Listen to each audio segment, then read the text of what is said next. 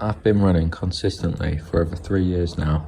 I completed my first 10k run in May 2020 with a time of 46 minutes and 30 seconds, and my first official 10k race in October 2021 in 40 minutes and 19 seconds. 18 months later, I ran that same 10k course in 36 minutes and 50 seconds, 3 minutes and 29 seconds quicker. So I think it's fair to say that I've seen some good improvement. But how exactly did I do it?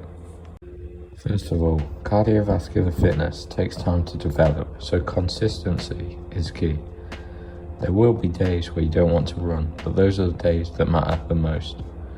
In my opinion, there are 2 key variables that allow me to develop my 10k time. The first being my training structure. My first piece of advice is to utilise the 80-20 rule and minimise zone 3 running. The 80-20 rule has become very popular within the running community, with increasing amounts of scientific studies displaying that it's the most efficient way to improve your VO2 max, the maximum volume of oxygen your body can utilise during exercise, which is the most determining factor when it comes to running 5Ks, 10Ks, half marathons and marathons. The 80-20 rule divides running into 2 categories: Zone 2 training and lactate threshold training. This rule focuses on minimising Zone 3, also known as the grey zone, where you get a bit of benefits of Zone 2 and 4 in a less optimal way through causing more recovery time to be needed than if you split them into 2. Zone 2 is described as an easy conversational pace at around 60 to 70% of your max heart rate, and a rough guide of your max heart rate can be found with the formula of 220 minus your age. The idea is to complete 80% of your weekly mileage at a Zone 2 easy pace. These are the foundation to your training, which help develop your aerobic pace. Being able to comfortably run 15k at an easy pace can massively enhance your ability to run a quick 10k. The other 20% of your training should be at a higher intensity, ideally Zone 4, where you'll be working around your lactate threshold. Your lactate threshold is the point at which lactate builds up in the bloodstream quicker than it can be removed, which eventually leads to the fatigue. By improving your lactate threshold, you can learn to run at a quicker pace, less fatigue, and therefore run faster for longer. These workouts are the most important as it trains your body to be able to run quicker at your desired 10k race pace. You want to make sure you feel fresh before these sessions, so avoid doing excessive mileage the day before. Such examples of these workouts can be 1k repeats with a 1-minute rest walk, or 800 meter repeats with a 200 meter recovery jog. As with any other type of training, progressive overload is key.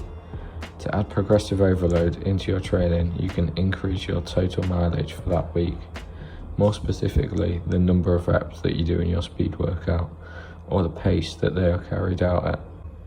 Be careful when adding progressive overload, as it is easy to fall into overtraining. To prevent this, I recommend to not increase your weekly mileage by any more than 10% a week. Having taken care of your training, you should then focus on your diet, otherwise referred to as fuel.